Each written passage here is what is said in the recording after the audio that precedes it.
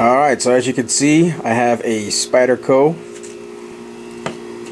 and this is the Spyderco Manix 2 lightweight. And if you do a quick search on YouTube, you will see that there are probably over 100 videos on the Manix 2 and another 100 videos just on the Manix 2 lightweight, which is the synthetic handled version of the Manix 2. Now, that being said, I'm not going to make another review that you could see 100 times over on YouTube. What this video is going to be about is why I think the Manix 2 lightweight is better than the original Manix 2. So right off the bat, if you're a knife guy or if you're a Spyderco guy, I really don't need to tell you much about the Manix 2 style of knife. It's got that big broad leaf shaped blade, full flat ground on this version, and it's extremely light, hence the name lightweight.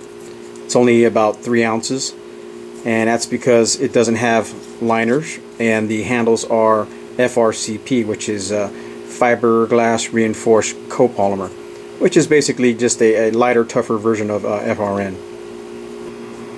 Let's take a look at the 2013 product guide of Spyderco's catalog. And as you can see right here, there is the original Manix 2. Alright, so I have the original Manix 2 shown here in the catalog because I don't have one in person. And I'm going to compare that to the new Manix 2 lightweight. And one of the first things you're going to notice is that the steel is different. The steel used on the original Manix 2 is S30V, which is probably one of the best American stainless steels around, that some people will say. And the new Manix 2 lightweight uses Carpenter's new CTS BD1 stainless steel. Now, I don't know enough about these steels to really say one is better than the other. Right now, as of 2013, I'm going to say that they're both just high-grade premium stainless steels made in America. So, the Manix 2 is a legendary knife by now. A lot of you knife guys know all about the Manix 2. It's what I consider a full-size knife because the handle fits inside the entire length of my hand. It actually sticks out the front and the back, so I would consider that a full-size knife. And it has a 3-inch blade, which is nice and broad and big, much bigger than most really thin, small EDC knives. This could be flexed into a self-defense roll real easy because of the large handle and the larger blade, in my opinion. So, yes, the Manix 2 is awesome. Let's take a look. It's got the G10 handle scales. It's got the full-length liners, stainless steel liners, which I love. They may add some weight, but I think they look good and they provide usable, logical strength. You know, it just makes sense to have those liners in there if you're going to use your knife in a defensive roll or maybe a semi-hard use roll. Even though this knife is not designed for super hard use, it could be pushed into that kind of service. The blade is obviously awesome. S30V, which is probably some of the best American-made steel out there, American stainless steel that's out there. Some would say, anyways, in some people's opinion. It's got a 50-50 hollow grind. If you don't already know, the grind starts at about 50% of the blade. And that's really nice for sharpening. You know, you can clamp your sharpening equipment onto this flat portion up here and then get a nice, easy edge. Now, the things that I don't like about the original Manix 2 that the Manix 2 lightweight actually does better. And that's the reason why I'm making this video. Why is the Manix 2 lightweight better than the original Manix 2? Why the hell would somebody say that? The Manix 2 is legendary. What are you talking about? Okay, right off the bat, hollow grind blade option only on the Manix 2. Full flat grind blade on the Manix 2 lightweight. Some of you may care about that. Some of you may not care about that. Me personally, when it comes to Spydercos, I like the full flat grind, and a lot of you guys out there do. It's just a classic Spyderco option. And I don't dislike hollow grinds. My Spyderco Assault 1 has a hollow grind. My Cold Steel Recon 1 has a hollow grind. And those are fantastic knives. I like hollow grinds, but don't get me wrong, I like the full flat grind because this is a lot better for food prep, believe it or not. It's like a kitchen knife, really. When you cut tomatoes with this thing, it's so much easier. It's just awesome.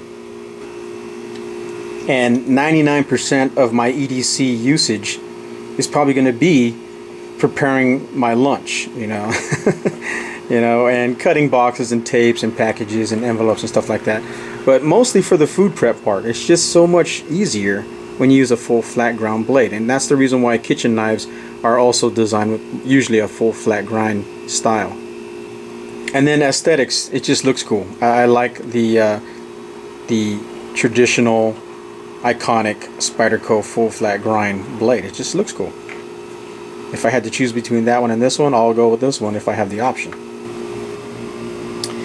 Another thing you'll notice about the original Manix 2 is that it has 2 handle screws. It has a pivot screw here and then 2 handle screws, and then nothing 50% down. Is that a problem? No. There hasn't been any reports of the lower part of this handle coming apart under hard use or daily use. As far as I know, there hasn't been any reports of issues of strength issues and reliability issues. But still, you're paying $150 for the knife. You would expect there to be 2 more screws down here. What they should have done is what they did on the Manix 2 lightweight. 1, 2, 3, 4 handle screws, and this 4th handle screw is actually the pocket clip screw. That wire pocket clip is legendary. They should have had that done on this knife. So that was another reason why I think the Manix 2 lightweight is a better option. Now, if you look at the Manix 2, the original Manix 2, you'll see that it has that classic Spyderco pocket clip. You can see there see that pocket clip? I don't know if it'll focus. There you go. There's that traditional Spyderco pocket clip, which you see on a lot of knives. And it does the job, yeah. But it's big and shiny. It's huge. You know, it's got that hourglass kind of shape, and it's really big. I personally like the wire clip better. It's super lightweight and it's low key. Now, to make it even better, I would like this to be a deep carry pocket clip where it's reversed. It comes up higher and then back down. Alright, so that's my reasons why I think the Spyderco Manix 2 lightweight is actually a better option than the original Manix 2. Again, full flat ground blade, which is great for food prep, and it just looks cool because it's a classic Spyderco feature, the full flat grind. It's got more handle pins, which I think is just smart, and it's got a better pocket clip. I like the wire pocket clip better. It's just my own personal opinion, but I know a lot of you guys out there like this pocket clip too.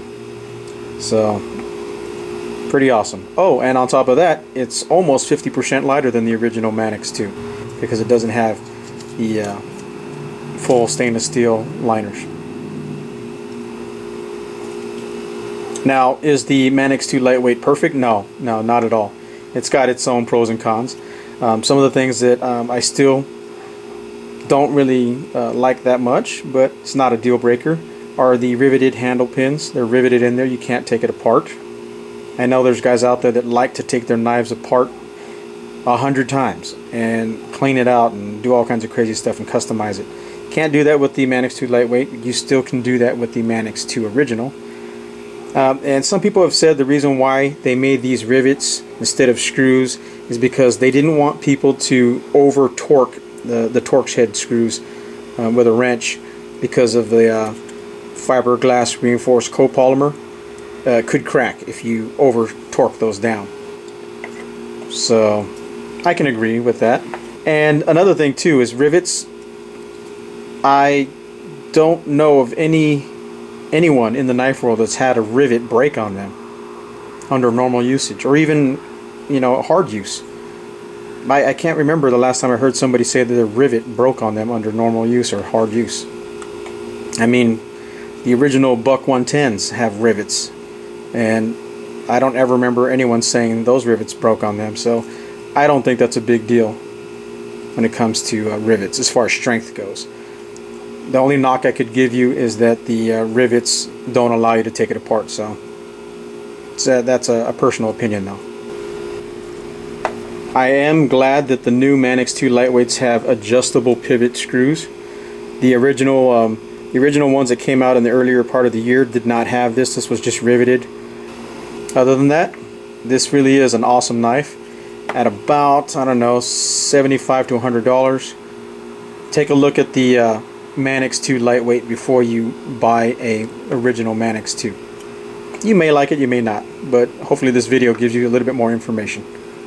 Alright guys, stay safe.